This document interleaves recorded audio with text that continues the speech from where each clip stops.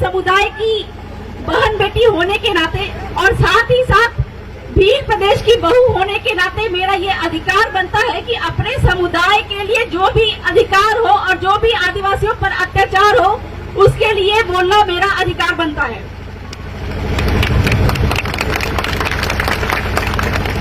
आज हम लोग यहाँ पर कलेक्ट्री में एकत्रित हुए हैं अपने आदिवासी भाई प्रकाश वीर को न्याय दिलाने के लिए एकत्रित हुए हैं। भाइयों, कलेक्टर महोदय जो है वो भारत का संविधान नहीं जानते हैं, तो हम लोग आज यहाँ पे उनको भारत का संविधान बताने के लिए, पढ़ाने के लिए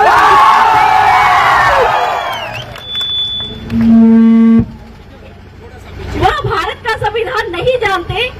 यह हम इसलिए कह रहे हैं क्योंकि भारत के संविधान में, कानून में, संविधान में जो भी जमीन के अधिकार हैं, आदिवासियों के जमीन के अधिकार है, वो कलेक्टर महोदय नहीं जानते हैं।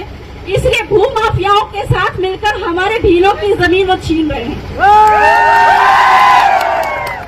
और आज हम उनको यह अधिकार और कानून बताने के बावजूद भी आने वाले दिन में आदिवासियों पर, हमारे भीलों पर यह अत्याचार बढ़ता ही जाए तो हम उनको माननीय सुप्रीम कोर्ट में भी घसीटने से पीछे नहीं हटेंगे। इसके पहले भी हमने माननीय सुप्रीम कोर्ट में कई सारे पिटीशन दायर किए जहां पे कलेक्टर महोदय को खड़ा होना पड़ा है। तो कलेक्टर महोदय ये समझ ले कि वो कानून, संविधान की कसम खा के आते हैं, वो अपने अनुसार कुछ भी नहीं कर सकते। और हम आदिवासियों को जितने भी अधिकार प्राप्त है वह अधिकार हमको संविधान के तहत है। और हम आदिवासी, हम भील जो है वह संविधान का पालन करते हैं। अगर नहीं कर रहे होते तो आज हमारे समुदाय में एक जो प्रथा है मत्था मड़ा की, ठीक है, मत्था मड़ा का मतलब होता है सर के बदले सर। तो अगर हम संविधान नहीं मान रहे होते तो जिन लोगों ने, जिन भूमाफियाओं ने हमारे प्रकाश भील का पैर काटा तो हम भी उनका पैर काट चुके होते। लेकिन चूंकि हम संविधान, कानून का पालन करते हैं और साथ ही साथ में हमारे जो अगुवाजन ने बोला भी है कि आप आदिवासियों को लोकतंत्र नहीं सिखा सकते, आपको आदिवासियों से लोकतंत्र सीखने की आवश्यकता है। यही कारण है कि इतनी बड़ी जनसंख्या होने के कारण, इतनी बड़ी भीड़ होने के बावजूद भी यहाँ पे एक भी तरह का आदिवासियों के बीच में एक भी हथियार नहीं है। वो लोकतांत्रिक तरीके से बैठे हुए हैं। मैडम, पुलिस वाले लाने नहीं दे रहे आगे।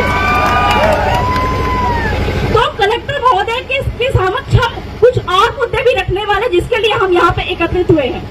दूसरा महत्वपूर्ण मुद्दा यह है कि जो आपका जो नगर निगम के नाम पे आदिवासियों की भूमि जो लगातार लूटी जा रही है, अगर कलेक्टर महोदय संविधान जानते हैं तो आर्टिकल 243(j)(c) के माध्यम से वो ये बताए कि नगर निगम यहाँ पे किस तरह से लीगल है। नगर निगम यहाँ पे इलीगल है तो आदिवासियों की जमीन किसी भी तरीके से लूटना बंद करे। दूसरा महत्वपूर्ण मुद्दा यह है कि हम आज तक कानून, संविधान का पालन करते आए हैं और किसी भी तरह से हमारे भीलों की जमीन अगर लूटी जाती है तो आदिवासियों की ग्राम सभा की अनुमति आवश्यक होनी चाहिए। ये हम उनको सिखा देना चाहते हैं। ये मैं नहीं कह रही हूँ, ये जो है आपके जो राज्य सरकार की जो लिखित रिपोर्ट जा रही है वहां से, जयपुर से आया हुआ लेटर कह रहा है, ठीक है। तीसरा महत्वपूर्ण मुद्दा यह है कि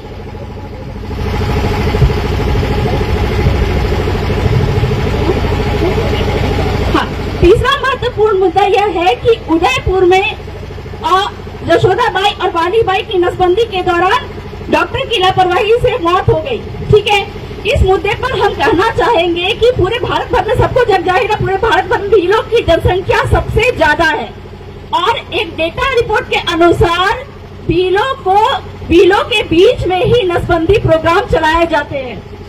तो हमको ये जानना है कि हमारी बढ़ती जनसंख्या से लोगों को, सरकार को क्या दिक्कत है जिस कारण से नसबंदी का प्रोग्राम हमारे बीच में ही चलाया जाता है।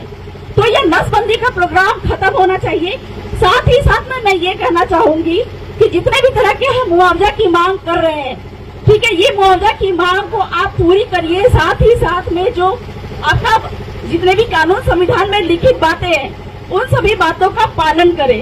तीसरी बात है कि जो हमारे आदिवासियों के बीच में, हमारे भीलों के बीच में, जो कलेक्टर महोदय कहते हैं कि हम यहाँ पे कानून संविधान का पालन कर रहे हैं, लेकिन यहाँ पे बात आती है कि जब आदिवासियों के जो भी रूढ़ी परंपरा है, उनकी पाल व्यवस्था है, उसके अंदर में जो कानून व्यवस्था, गांव के अंदर की कानून व्यवस्था को संभालने का अधिकार और पावर आदिवासियों को दिया गया है, तो वहाँ पर पुलिस वहाँ पे इंटरफेयर क्यों करती है?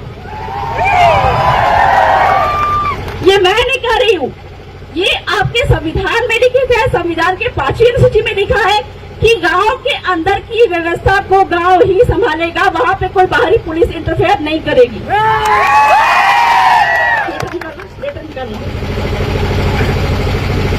ये मेरे पास में लिखित लेटर आया हुआ है।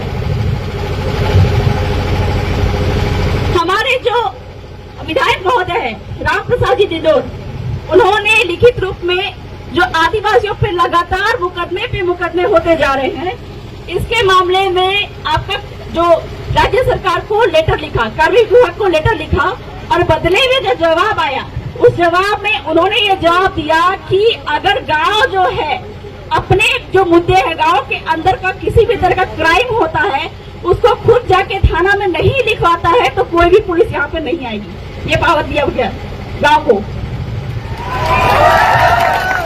साथ ही साथ में बहुत सारे क्वेश्चन हम लोगों ने किए थे, प्रश्न किए थे कि आदिवासियों के बीच में जो लगातार एफआईआर पे एफआईआर किए जा रहे हैं, इसको खत्म किया जाए।